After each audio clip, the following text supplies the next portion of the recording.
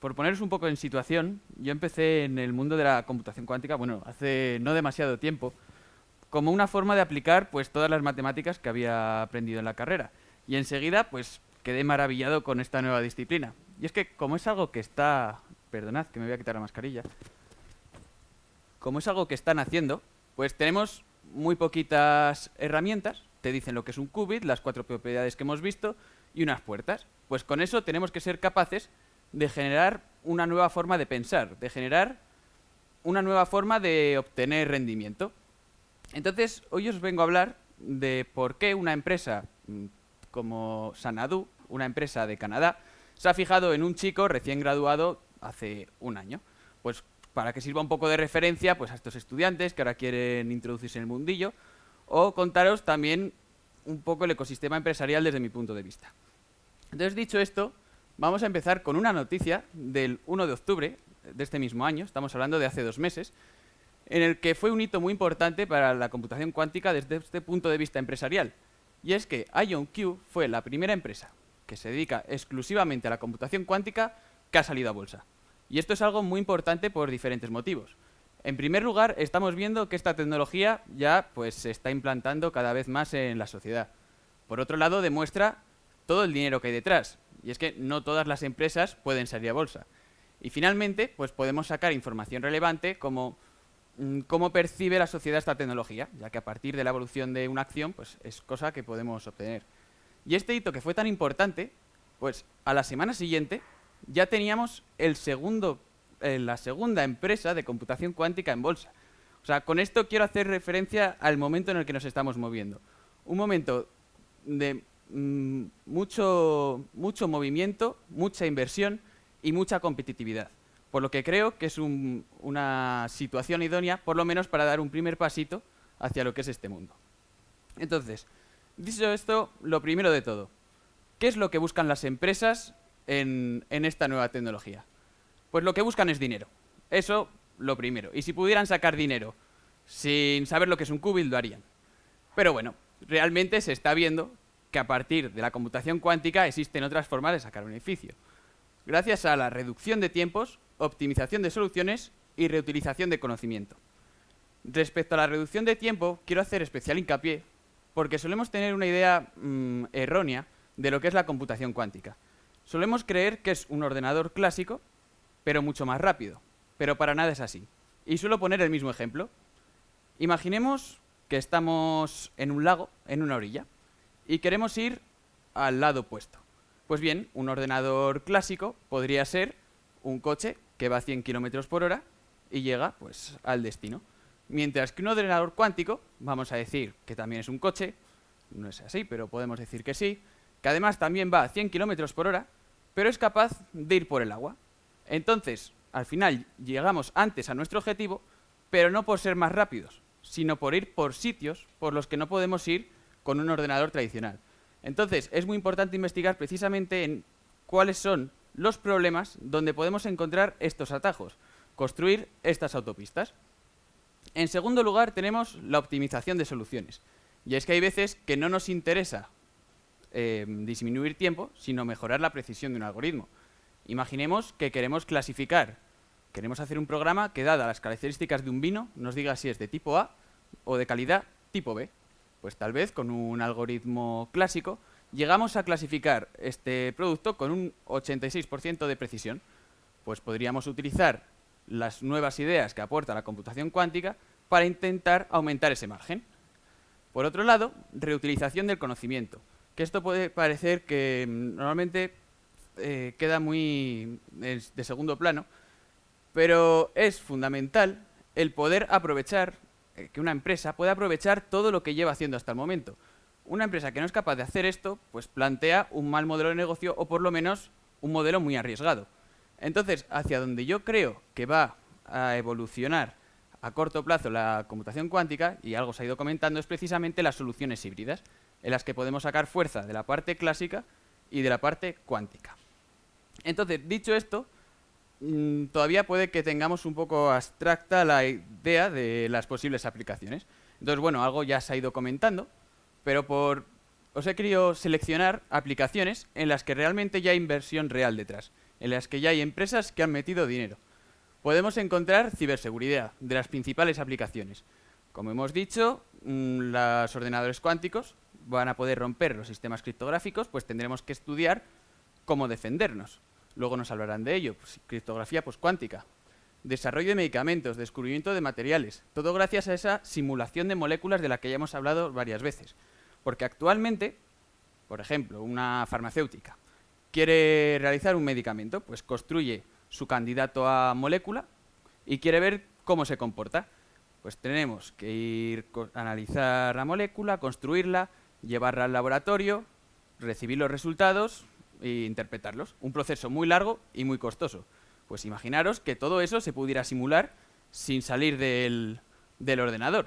Pues ahí habría un salto muy importante. Y por poner otro ejemplo, predicción meteorológica. Uno de los problemas que desde un punto de vista clásico son más complejos de resolver. Pues se está invirtiendo dinero a ver si conseguimos alguna mejora en esta línea. Pero estas 4 aplicaciones a lo mejor quedan un poco alejadas de lo que es el ecosistema empresarial español. Entonces he cogido otras 4 mucho más cercanas. Modelos financieros, es decir, cálculo de riesgo, optimización de portfolio, detección de fraude. La detección de fraude, en particular, no se limita solo al modelo financiero. Por ejemplo, en una aseguradora, cuando hay un accidente, pues ellos realizan una investigación para ver cómo de cercanos son los implicados, para ver si hay algún tipo de intento de engaño para coger el dinero del seguro.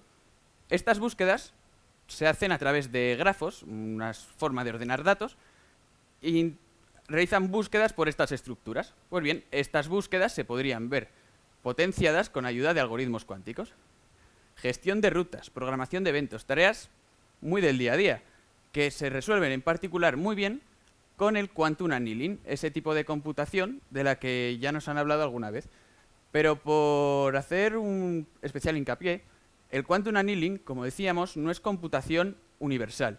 No vamos a poder resolver todos los tipos de problemas con ellos, pero a cambio de perder esa universalidad, es más fácil de construir.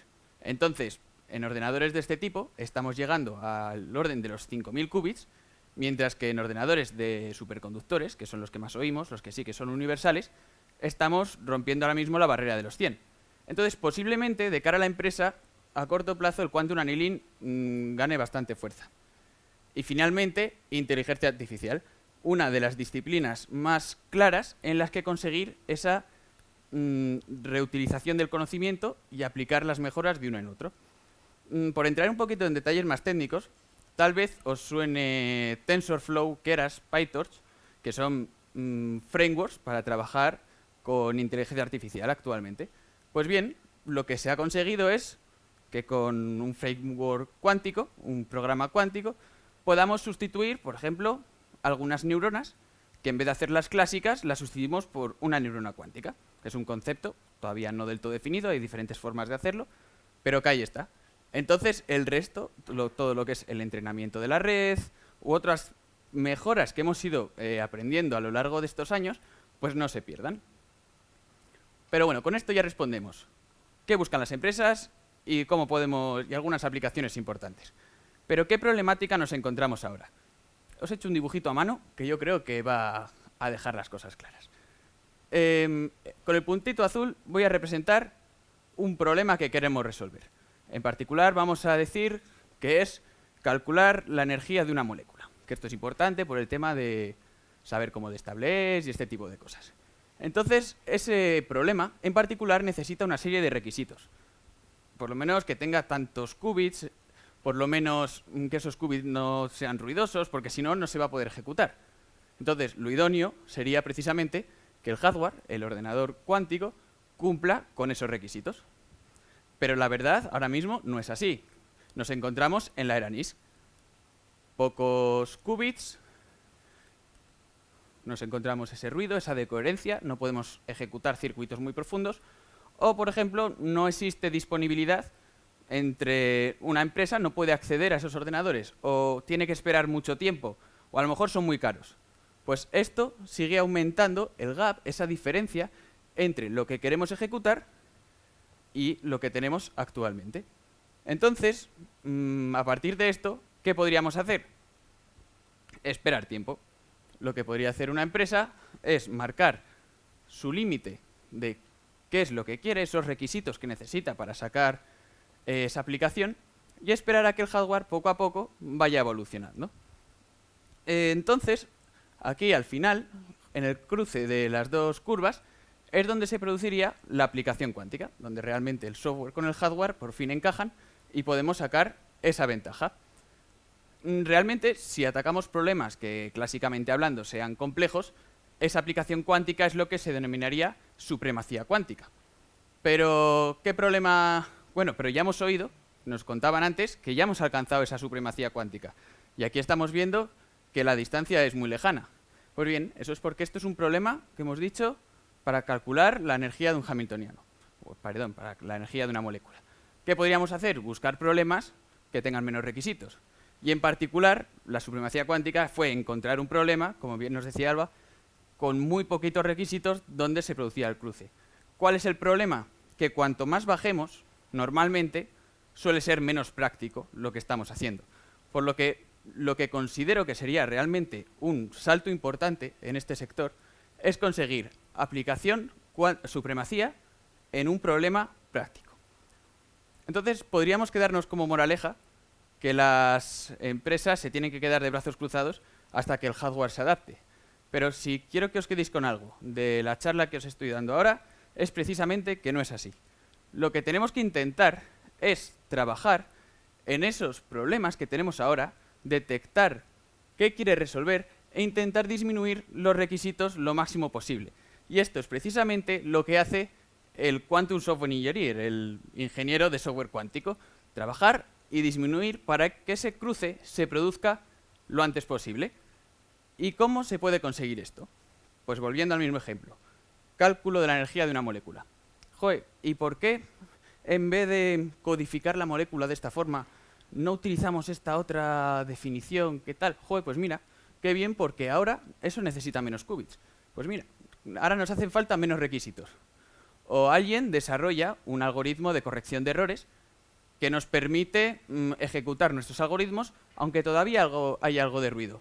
Pues mira qué bien, porque ya nos molesta menos el ruido. Podemos trabajar con menos requisitos. ¿O por qué no aprovechamos la simetría de la molécula para despreciar esta parte de aquí? Joder, pues seguimos bajando. Entonces, esto es en lo que tenemos que trabajar. Y es precisamente, puede parecer que de aquí a aquí es el tiempo que hemos ganado, pero desde mi punto de vista, como consigamos este corte antes, va a empezar a haber más inversión y va a ser un negocio que se va a acabar retroalimentando y a la larga va a ser mucho más creciente. Pero bueno, eso ya se irá viendo. Aunque, como decía al principio, voy a hablar aquí de mi experiencia, de cómo he llegado hasta aquí. Esto era el contexto de la figura que están haciendo, porque es una figura que van a hacer y se va a quedar aquí por mucho tiempo. Pero os voy a contar un poco mi camino. Todo empieza, esto es la montaña de mi vida, en el último año de carrera. Tenía más tiempo libre y dije, bueno, vamos a empezar a estudiar un nuevo campo. Entonces empecé y descubrí la computación cuántica. Entonces yo, que soy un poco torpón con el inglés, yo no soy de Logroño, como decía Eduardo, pues echaba en falta una figura, alguien que me explicara en castellano, pues esta nueva disciplina. Y como en aquel momento no la encontré, pues dije, bueno, voy a ser yo quien allane el camino para todos los que vengan detrás. Por lo que fue mi último año de carrera cuando comencé el canal de YouTube, pues donde precisamente explico esto, algoritmos, problemas, etc.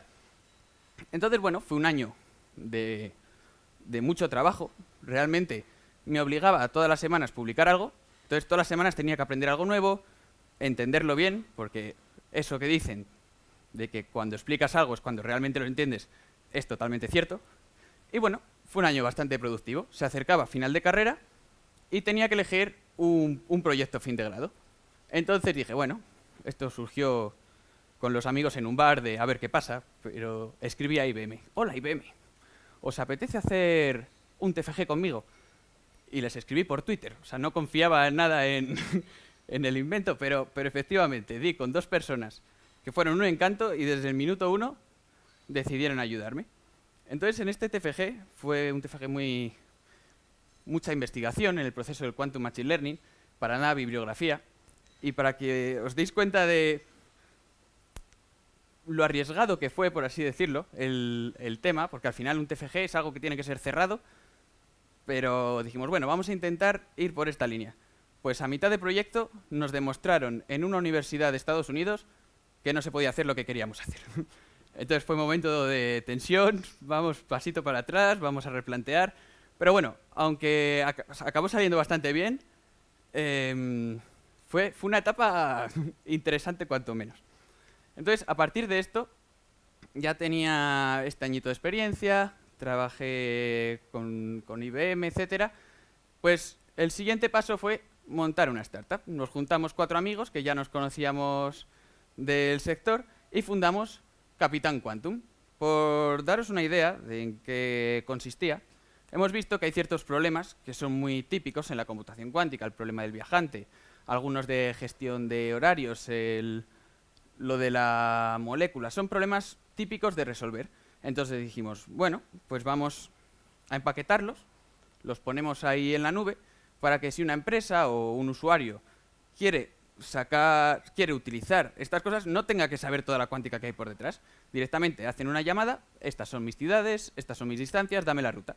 Entonces, pues era un poco esa la idea que iba por ahí. Sí que es verdad que a lo mejor para una empresa no encuentra el problema que se adapte precisamente a sus resultados, pero puede conseguir aproximaciones bastante buenas. Y en este tiempo, de forma paralela, con un compañero estuvimos realizando pues diferentes proyectos de investigación, pero por amor al arte, porque nos gustaba. Entonces surgieron proyectos como el QRobot, que era para gestionar pues, grandes almacenes de logística, o en particular EVA. EVA es un algoritmo que tengo especialmente cariño, que diseñamos, porque cumplía precisamente ese objetivo de bajar la curva en los requisitos de otros algoritmos. Y rápidamente, sin entrar en las matemáticas, pues para calcular la energía de una molécula, el algoritmo insignia es el VQE, que se basa en ejecutar muchísimos circuitos. Entonces, claro, en la vida real, cuando quieres ejecutar un algoritmo en hardware cuántico real, yo utilizaba en particular AWS. En Amazon ya tienen una nube con ciertos ordenadores de Rigetti, IonQ, etcétera, donde puedes hacer esa solicitud. Pero claro, esto ya no es gratis. ¿Y cómo nos cobran? Nos cobran por circuito. Y yo, que eso lo hacía por hobby, veía una limitación. Yo quería de alguna manera sustituir ese VQE, que genera tantos circuitos, por otro tipo de estrategia. Pues EVA precisamente lo que consigue es con un único circuito conseguir la energía de ese hamiltoniano. En este caso es un modelo de aproximación, no se consigue un resultado tan bueno, pero mira, es algo interesante a lo mejor para hacer unas primeras comprobaciones, pues antes de gastarte todo el dinero en el algoritmo. Entonces fue un poco todo esto lo que hizo que Xanadu se acabara fijando en mí. Y pues por situar qué hace Xanadu, pues para que tengáis un poco en mente, por un lado se dedican a hacer hardware, ordenadores fotónicos, no es la misma tecnología que IBM y Google, y por otro lado tienen la parte de software, crean su propio framework de programación y tienen 2 líneas de investigación, tanto el Quantum Machine Learning como la química cuántica. Y esto es todo un poco la historia. Y de lo que más me está ayudando a crecer precisamente es toda la gente que he ido conociendo a lo largo del camino. Y precisamente es un poco la idea de lo que venimos a hacer aquí hoy. Ver qué gente está interesada en la computación cuántica, qué gente controla, crear conexiones, porque al final es lo que nos ayuda a crecer. Y como conclusión final, puede parecer que aquí ya estamos en la cima, pero os aseguro que esto es solo el principio. Muchas gracias.